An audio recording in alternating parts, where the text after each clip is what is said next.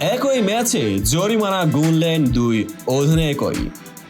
আইপিএলে প্রতিপক্ষ লখনউ সুপার জায়ান্টসের মাঠে খেলতে নেমে কোনো পাত্তাই পায়নি চেন্নাই সুপার কিংস। তার উপর বাড়তি পাওনা হিসেবে অধিনায়ক ঋতুরাজ গায়কোয়াড় পেয়েছেন আর্থিক শাস্তি।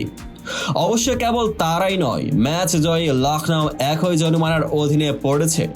স্লো ওভার রেটের কারণে স্বাগতিক অধিনায়ক লোকেশ রাহুলকেও জরিমানা করেছে আইপিএল কর্তৃপক্ষ। অর্থাৎ নির্ধারিত সময়ের ওভার শেষ করতে না পারায় একই ম্যাচের দুই অধিনায়কই জরিমানা গুনলেন।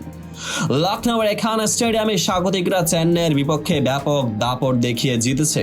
শুরুতে ব্যাট করে মুস্তাফিজুর রহমানের চেন্নাই 20 ওভারে 6 উইকেট হারিয়ে 176 রান তুলে রান তাড়ায় ব্যাট করতে নেমে লখনউ 19 ওভারে মাত্র 2 উইকেট হারিয়ে ম্যাচটি জিতে নেয়।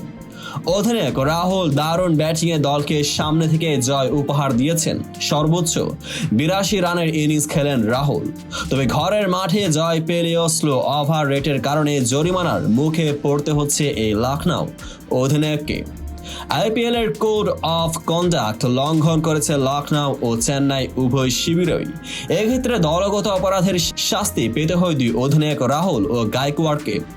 কারণ মাঠে দল পরিচালনার ক্ষেত্রে অধিনায়কদের ভূমিকায় প্রধান হয়ে থাকে। এক বিবৃতিতে দুজনের শাস্তির কথা নিশ্চিত করেছে আইপিএল কর্তৃপক্ষ।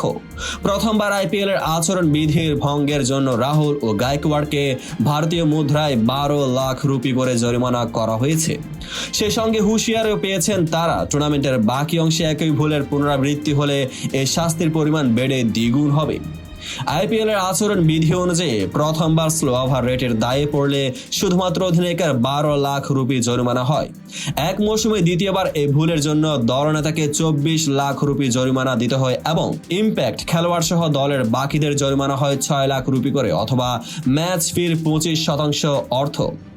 তৃতীয়বার একই অপরাধ করলে অধিনায়ককে 30 লাখ রুপি জরিমানার পাশাপাশি এক ম্যাচেও নিষিদ্ধ হতে হবে। সেই সঙ্গে দলের বাকিদের জরিমানা হয় 12 লাখ রুপি করে বা ম্যাচ ফির 50% অর্থ। তো বন্ধুরা, ভিডিওর যারা সম্পূর্ণ দেখেছেন সবাইকে অসংখ্য ধন্যবাদ। ভিডিও শেষে কমেন্ট সেকশনে আপনার মতামত জানাতে ভুলবেন না, আর চ্যানেলটিকে সাবস্ক্রাইব এবং পেজটিকে ফলো করে পাশে থাকবেন যাতে পরবর্তী ভিডিওর সকল নোটিফিকেশন সরাসরি পেয়ে যান। দেখা হবে পরবর্তী ভিডিওতে।